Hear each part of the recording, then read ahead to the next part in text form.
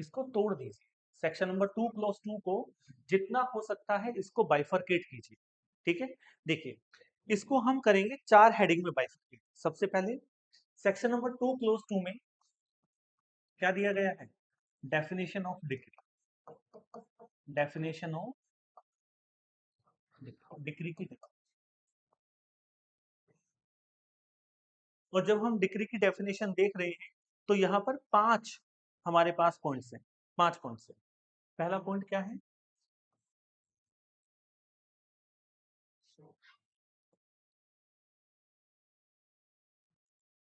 एक, दो, तीन, चार और 5। The first point is adjudication.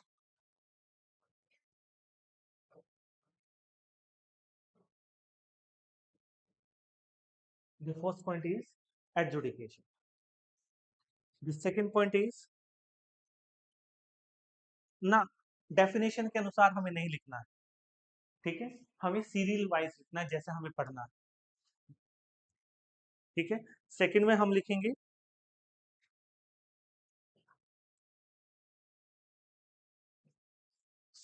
लिखेंगे इसमें अ सूट वर्ड को। हम इसमें सूट को डिफाइन करेंगे, सूट। ठीक है, थर्ड को हम जो डिफाइन करेंगे वो रहेगा हमारा right of the parties in controversy. Right of the parties, right of the parties in controversy. फिर रहेगा हमारा कंक्लूसिव डिटर्मिनेशन। Conclusive determination. और लास्ट रहेगा हमारा फॉर्मल एक्सप्रेशन।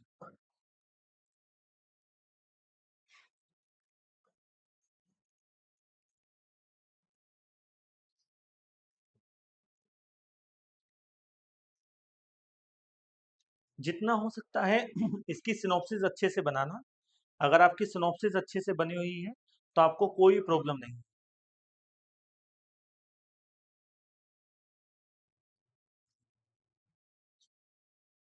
ठीक है, नेक्स्ट फिर हम इसमें पढ़ेंगे इसी डेफिनेशन में that is the kinds of degree. इसी डेफिनेशन में सेक्शन नंबर 2 क्लॉज 2 में और क्या दिया हुआ है? डिग्री के काइंड्स दिए हुए। Kinds of degree. कितने काइंड्स हैं डिग्री के यहाँ पर? 3। पहला है प्रिलिमिनरी, दूसरा क्या है? फाइनल, और तीसरा? हाँ, नहीं, इधर प्रिलिमिनरी, इधर पार्टली प्रिलिमिनरी और पार्टली फाइनल।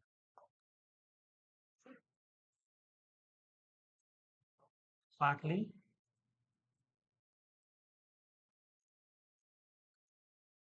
प्रिलिमिनरी और पार्टली फाइनल।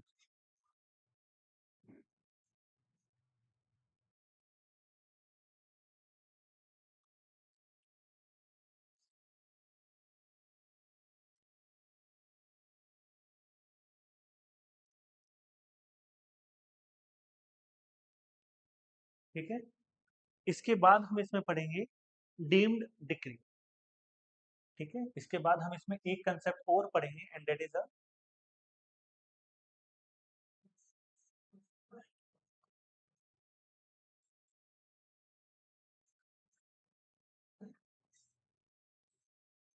Deemed decree. अब इसमें डीम्ड डिक्री क्या है? इसमें डीम्ड डिक्री है दो। दो डीम्ड डिक्री है। पहली क्या है? Order 7 rule 11। दूसरी क्या है? Section number 144। पहला है ऑर्डर 7 रूल 11 और सेकंड है सेक्शन नंबर 144। और फिर इसमें जो लास्ट हम पढ़ेंगे वो पढ़ेंगे what is not a decree.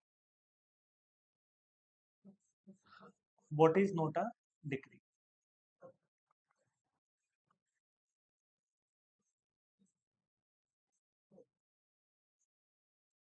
What is not a decree, और what is not a decree में हम दो चीजें पढ़ेंगे, an appeal lies as an order,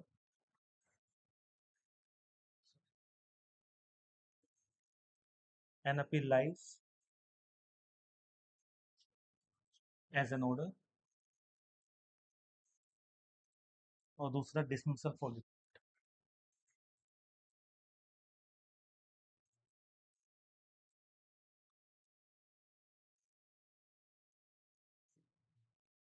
इस तरह से हम अपने सेक्शन नंबर 2 क्लोज 2 को पूरा कवर करें। ये मान लीजिए कि सेक्शन 2 क्लोज 2 की सिनॉप्सिस है।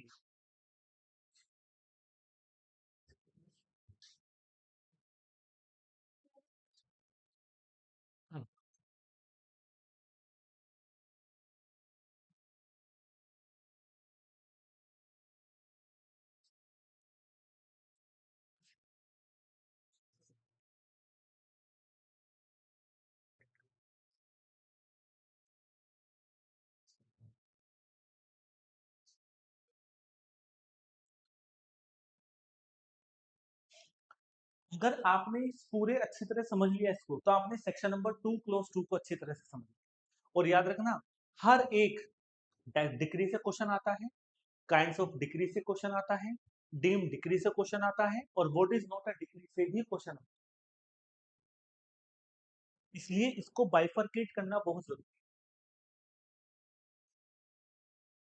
ठीक है, चलिए अब हम सबसे पहले यहां से लिखना शुरू करेंगे। हेडिंग बनाना है student. Now make a heading.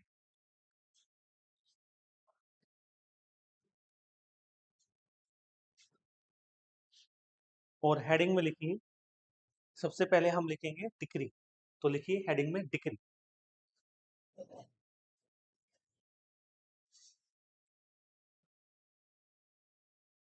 Heading में लिखिए डिग्री, और इसका जो फर्स्ट पॉइंट है वो लिखिए। देखिए, द एडजुडिकेशन, एडजुडिकेशन वो जो हमने पहले नंबर पे लिखा, वो adjudication. The adjudication,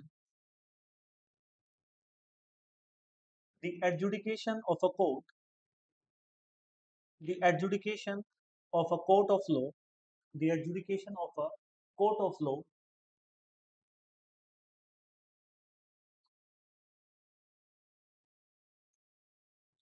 may be divided into two classes. The adjudication of a court of law may be divided into two classes. हम इसको दो क्लासेस में डिवाइड करेंगे। फर्स्ट नंबर पर लिखना डिक्री, और सेकंड नंबर पर लिखना ऑर्डर। फर्स्ट नंबर पर डिक्री और सेकंड नंबर पर ऑर्डर।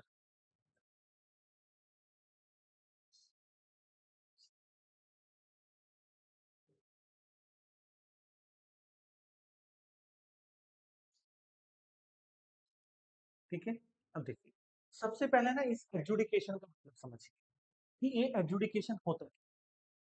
क्योंकि हमारा जो सबसे पहला, अच्छा चलिए एक हेडिंग बनाइए, उसके बाद इसको समझेंगे। पहले हेडिंग बनाइए, essential elements of a decree. Decree के एसेंशियल एलिमेंट्स, एक हेडिंग लीजिए यहाँ पर, essential elements of a degree. देखना, याद रखना, सीपीसी को समझने से जरूरी ये भी है कि आप सीपीसी के नोट्स कैसे बना रहे हैं।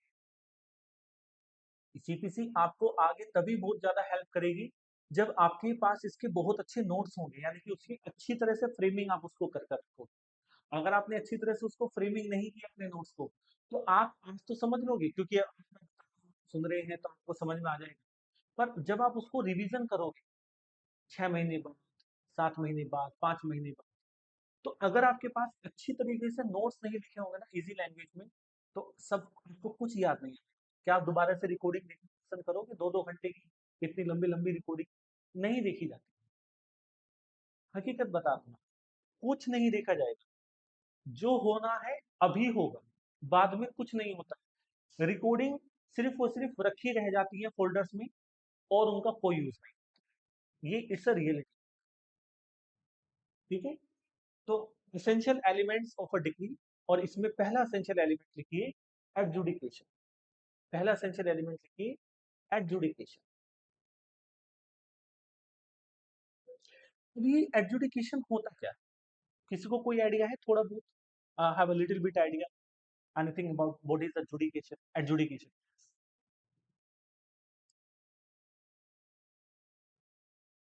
Hmm.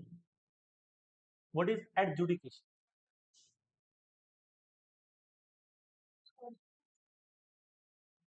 Decision, डिसाइड करना। हम्म, थोड़ा सही है।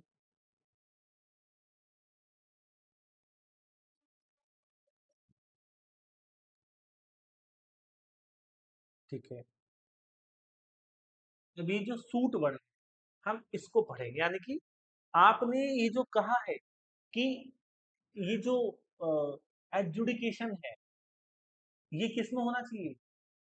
मतलब जो जुडिशियल डिसीजन आएगा, जो जुडिशियल फाइंडिंग आएगा, जो जुडिशियल डिटर्मिनेशन आएगा, वो किस में आएगा? एक सूट के अंदर।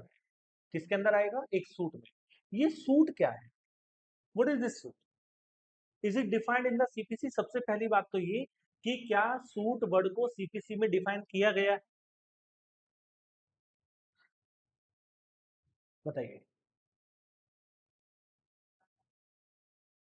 ये सूट वर्ड है क्या? क्या इसको कहीं डिफाइन किया गया है? हम्म।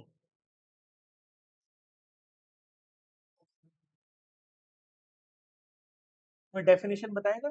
कहाँ है इसकी डेफिनेशन सूट की सीपीसी के अंदर?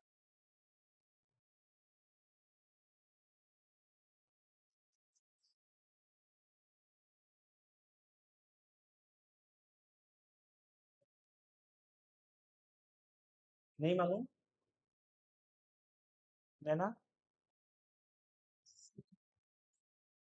कहाँ?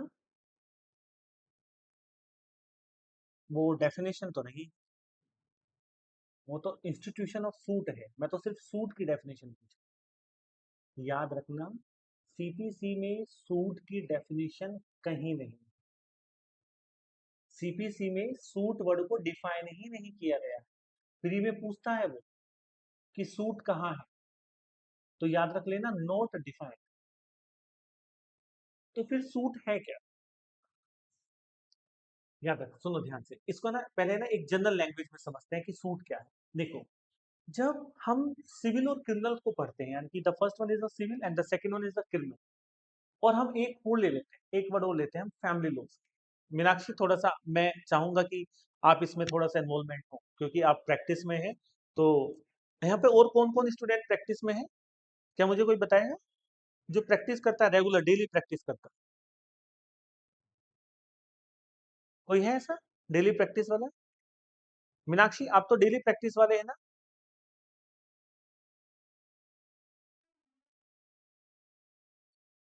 अच्छा अच्छा, आप दूसरी मीनाक्षी हैं। ओके, ठीक है। ठीक है। हाँ। हाँ। ओके, ध्यान से समझो। हम तीन चीजें लेते हैं। पहली चीज सिविल, दूसरा क्रिमिनल, और तीसरा फैमिली लॉ। ठीक है। जब आप क्रिमिनल में जाते हो तो आप क्या कहते हैं कि मैंने केस फाइल कर दिया, केस फाइल हो गया उसके अगेंस्ट। तो हम वहां पर क्या वर्ड यूज करते हैं? हम वर्ड यूज करते हैं वहां पर केस वर्ड को यूज करते हैं, केस। जब आप सिविल में जाते हो तो आप सिविल में केस नहीं कहते हो, क्या कहते हो? सूट कहते हो। कि वहां पर क्या हो गया है? हाँ, सूट फाइल हो गया है, सूट। हिंदी में क्या कहते हैं सूट को? सूट को हिंदी में क्या कहेंगे? मालूम है किसी को? सूट को हिंदी में क्या कहते हैं? सूट को हिंदी में कहते हैं वाद। वाद। थोड़ा सा हिंदी पर भी अपनी कमांड। जो भी आगे पेपर आएंगे वहां पर हिंदी से इंग्लिश और इंग्लिश से हिंदी लिखना होगा। हिंदी का भी पेपर होता है, इंग्लिश का भी पेपर होता है। अगर आपका बिहार यूपी टारगेट है तो आप हिंदी से बच नहीं सकते हो, याद रखना। इवन हरियाणा में ऑल्सो, हरियाणा में भी एक क्वेश्चन तो लिखवा ही लेता है। हाँ, डीजीएस हिमाचल और सॉरी हरियाणा तो ये तो प्रॉपर इंग्लिश में है। बाकी और सब में हिंदी का यूज है, उत्तराखंड में भी। तो जब आप क्रिमिनल में जाते हो तो आप कहते हो कि मैंने केस फाइल किया है। जब आप सिविल में जाते हो तो कहते हैं मैंने सूट फाइल किया। और जब आप फैमिली लॉ में जाते हो तो हम क्या कहते हैं बताइए? फैमिली लॉ में क्या वर्ड यूज होता है? सूट, केस या कोई और?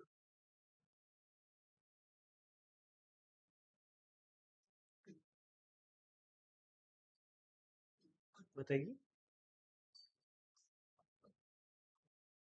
अच्छा, हिंदू लॉ पढ़ लिया? हिंदू लॉ पढ़ लिया ना? तो मुझे बताओ, सेक्शन नंबर 9 का क्या अप्लाई, सेक्शन नंबर 9 का क्या फाइल होगा? सूट या case? Section number 9 RCR, restitution of conjugal rights, divorce, क्या फाइल करोगे डाइवोर्स के लिए?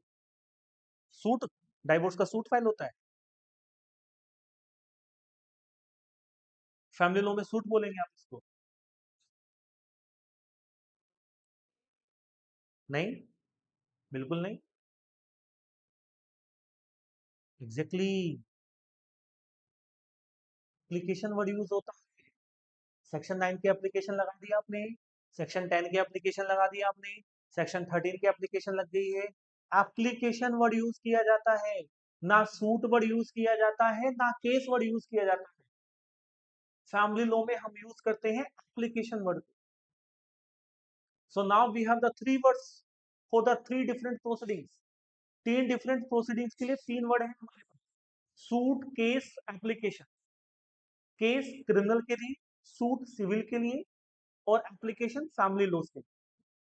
आपने सुना नहीं? आप कभी आप प्रैक्टिस में कभी इंटर्न ने किया हो तो ये तो बहुत कॉमन है। सेक्शन 9 की एप्लीकेशन, आरसीआर की एप्लीकेशन लगा दी है, मैंने म्यूचुअल 13B की एप्लीकेशन लग गई है। एप्लीकेशन वर्ड ही यूज करते हैं। डीबी की एप्लीकेशन लग गई है। तो बहुत सारे केसेस में एप्लीकेशन से होता है। अभी मैं इसका क्या यूज है बताऊंगा, गवर्नमेंट से पूछूंगा। याद रखना, इन जो मैंने आपको अभी बोला है ना उसको याद रखना। अभी जब हम आगे एक प्रोविजन, तो इसका काम पड़ेगा आपको। ठीक है, डेप्थ है यहाँ पर बहुत ज्यादा सीपीसी में। ठीक है, चलिए। अब सूट में पहला पॉइंट देखिए। सूट में पहला पॉइंट देखिए, the expression suit is not defined in the CPC. The expression suit is not defined anywhere in the CPC.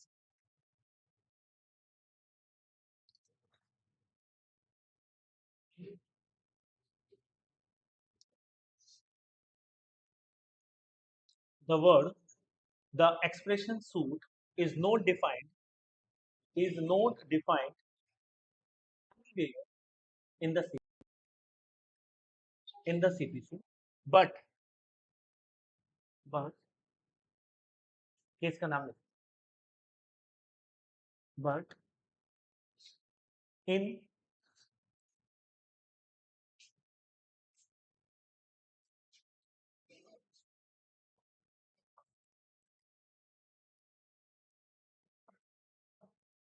Hansraj book, six, official liquidator of the official liquidator of the Dehradun, Dehradun, Missouri, Dehradun, Missouri, Dehradun, Missouri, electric tramways company लिखी, electric electric tramways company limited, AIR 1933 privy council. Very important case for the pre and mains both.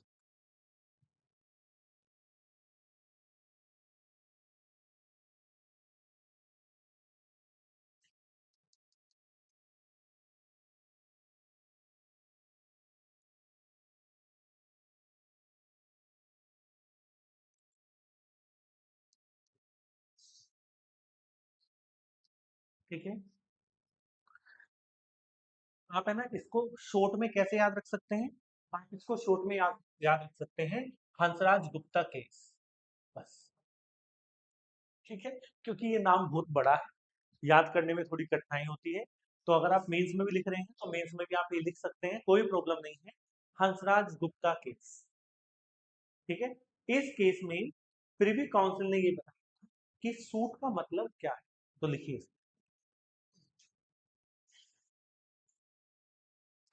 In Hansraj Gupta versus official liquidator of the Dehradun Mussoorie electric tramways limited AIR 1933 privy council, the court held it the court held it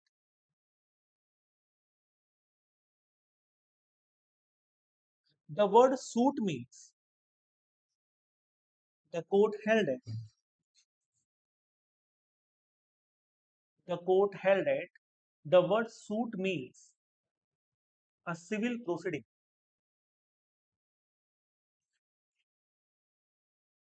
The court held it the word suit means a civil proceeding,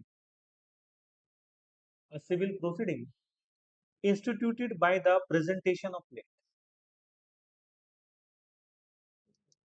instituting instituting by presentation से। वहां पर लिख लीजिए section 26 के पास, जहां लिखा हुआ है ना, इन सच अदर मैनर। इस सच अदर मैनर का मतलब क्या है, एप्लीकेशन। जब मैं सेक्शन नंबर 9 में हिंदू मैरिज एक्ट की सेक्शन नंबर 9 ICR की एप्लीकेशन लगाऊंगा, रेस्टोरेशन ऑफ कॉन्जुगल राइट्स की, हाँ, तो यहाँ पर सिर्फ और सिर्फ एप्लीकेशन से, इस सेक्शन नंबर 9 की एप्लीकेशन से ही सूट इंस्टीट्यूट हो जाएगा। प्लेंट फाइल करने की जरूरत नहीं है, इस एप्लीकेशन को ही प्लेट ट्रीट किया जाएगा।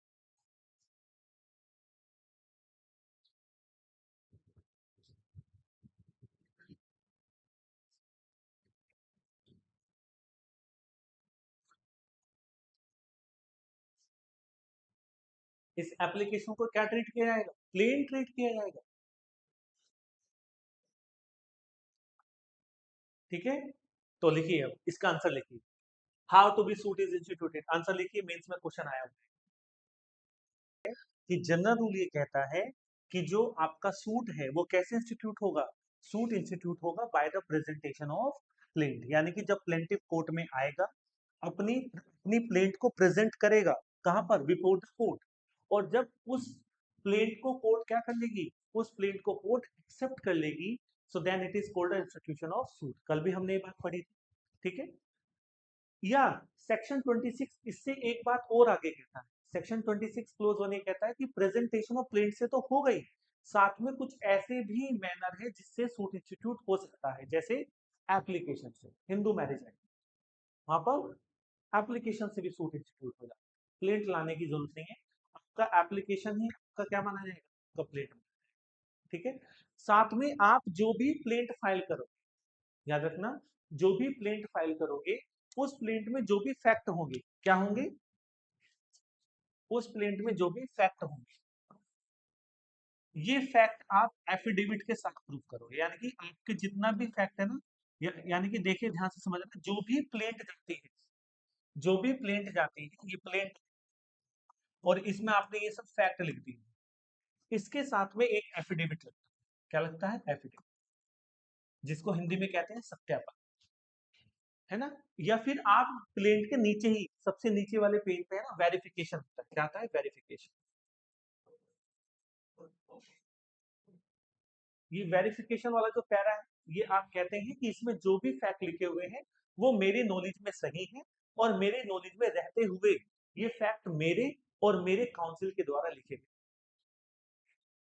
तो आप ये क्या करेंगे, आप ये एडमिट करेंगे कि ये जो फैक्ट लिखे हुए हैं, इन फैक्ट के बारे में मुझे नॉलेज है, ये मेरे या फिर मेरे काउंसिल द्वारा लिखे गए। ठीक है,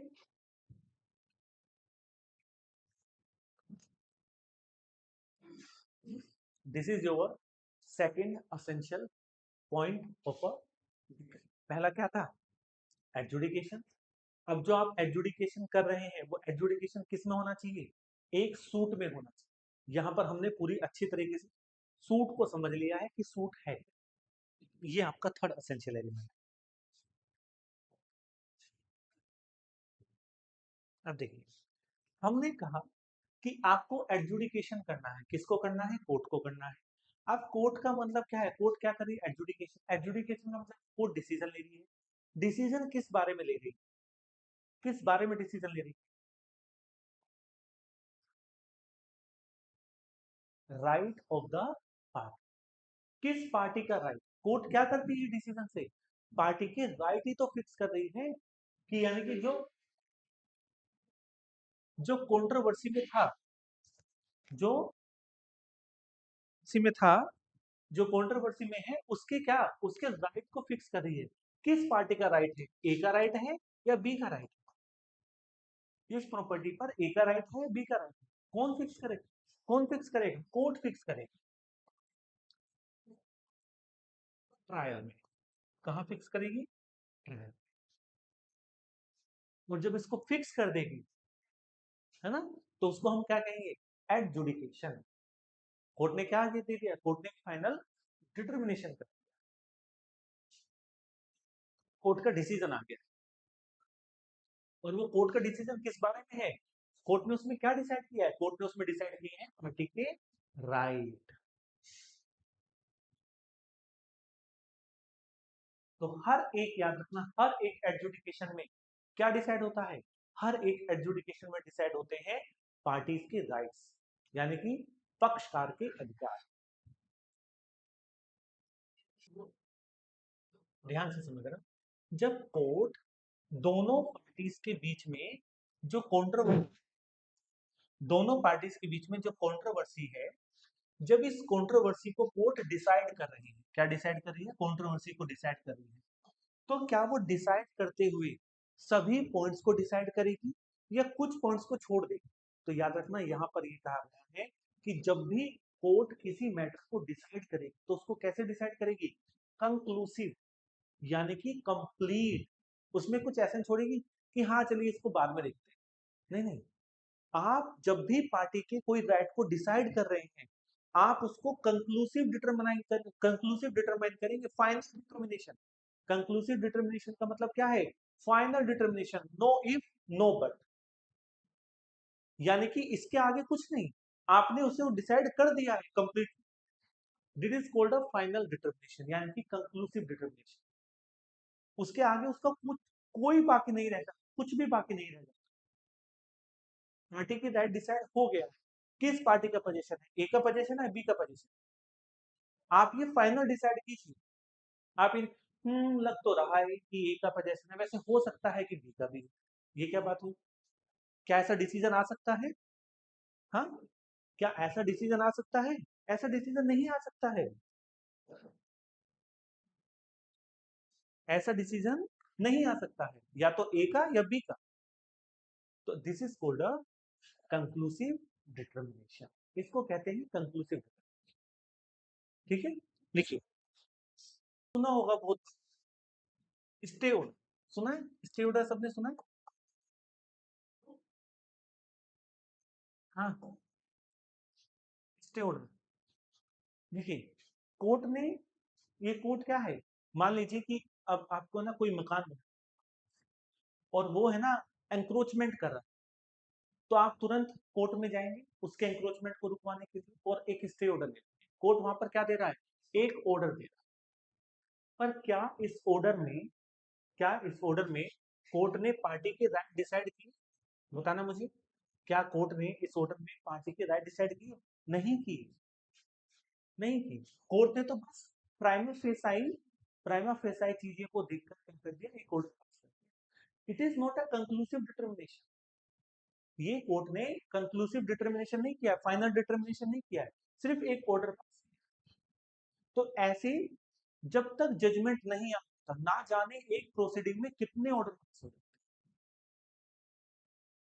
तो क्या हर एक ऑर्डर डिक्री है, नहीं, हर एक ऑर्डर डिक्री नहीं, क्योंकि हर एक ऑर्डर में कंक्लूसिव डिटर्मिनेशन नहीं होता है। कंक्लूसिव डिटर्मिनेशन सिर्फ और सिर्फ किस में होता है, कंक्लूसिव डिटर्मिनेशन सिर्फ और सिर्फ तब होता है जब डिक्री, ना जाने 10 ऑर्डर आ जाते हैं, 20 ऑर्डर निकल जाते हैं, 25 ऑर्डर निकल जाते हैं, कितने ऑर्डर आ जाते हैं, बहुत सारे ऑर्डर आ जाते हैं एक प्रोसीडिंग। तो क्या हर एक ऑर्डर डिक्री है क्या, हर एक ऑर्डर डिक्री नहीं है, क्योंकि कोर्ट अभी कंक्लूसिव डिटरमाइन नहीं कर रहा है पार्टी के राइट को।